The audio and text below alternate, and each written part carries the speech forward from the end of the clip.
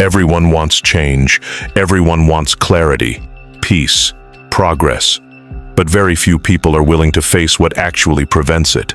Most will buy another book, watch another video, say, "I just need more motivation." But they're lying, not to the world, to themselves. Because deep down, they know the truth, the real truth. And it's this: you are the reason your life isn't where you want it to be. Not the economy, not your parents, not the algorithm. You, your habits, your reactions, your silence in moments you should have spoken, your comfort in moments you should have acted. The Stoics didn't sugarcoat this. Marcus Aurelius didn't write, "It's okay, life is unfair." He wrote, "You have power over your mind, not outside events." That's not comfort. That's responsibility. And it's heavy, because the moment you accept it, the excuses die, and the work begins. But most people don't want work. They want rescue. They want the results of change without the discomfort of truth. Because truth hurts. It exposes. It demands. But it also frees.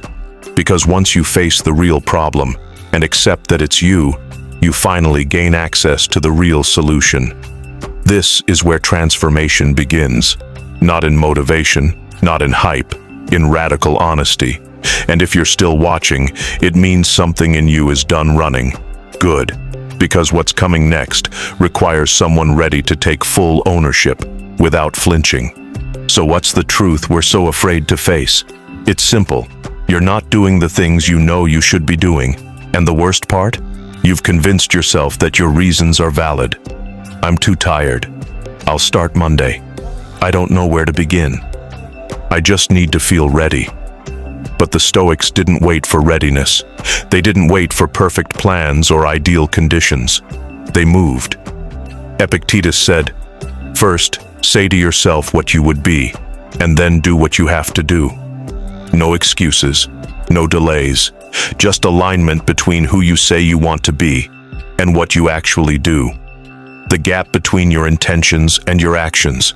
That's where your pain lives.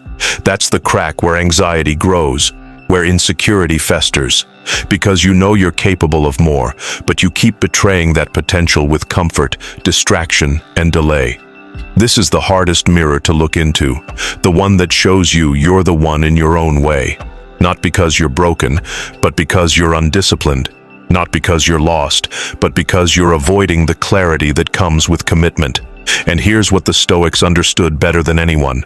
Clarity isn't comfortable. It's surgical. It cuts through the lies you tell yourself to stay soft. It breaks your attachment to blame. It forces you to accept that the only person who can rescue you is the one you keep lying to.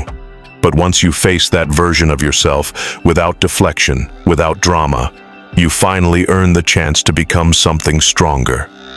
By now, the excuses feel heavier. Not because I'm attacking you, but because deep down, you already knew. You knew you weren't living at full capacity. You knew you were hiding behind distractions. You knew the life you're chasing won't come to someone who keeps betraying their own potential. And still, you're here. That means something inside you is done with shallow promises. You're not here to feel good. You're here to get better, not to be entertained, to be sharpened. That's what this space is. Not just a channel, a reminder that no one's coming to save you, but that you never needed saving in the first place. You just needed to wake up. If this message hits you in the chest, not because it's aggressive, but because it's true, then commit. Subscribe. Not for more motivation, for more mirrors, more tools, more uncomfortable reminders that build a version of you that doesn't fold, doesn't flinch, and doesn't hide. This isn't about guilt. It's about ownership. Every video here is a rep. Not for your image, for your integrity. Because you don't fix your life with hacks. You fix it by facing the parts you've been avoiding. And if you're ready for that, this isn't a channel. It's your call to battle. Here's where most people get it wrong. They think transformation starts with some grand decision, some big cinematic, "I'm changing my life" moment. It doesn't. It starts with small acts of brutal honesty, daily, repeatedly, especially when no one's watching. So let's make it real. You want to change your life? Start with these 3 questions, not once, but every morning. 1. What am I avoiding right now, and why? That uncomfortable task, that hard conversation, that truth about yourself you keep pushing down. The Stoics believed avoidance was the root of weakness. What you avoid owns you. So look it in the face, then take a step toward it, not away. 2. What am I tolerating that's slowly killing my self-respect? Is it the excuses, the low standards, the way you let people speak to you? You teach the world how to treat you, by how you treat yourself. If you let your discipline slide, if you lower your standards to stay comfortable, you're not surviving, you're eroding. 3. What would the version of me I respect do today? Not the version that wants ease, not the version that wants attention, the version that commands their life, with clarity, with composure, with consequence. Channel that version. Let it lead.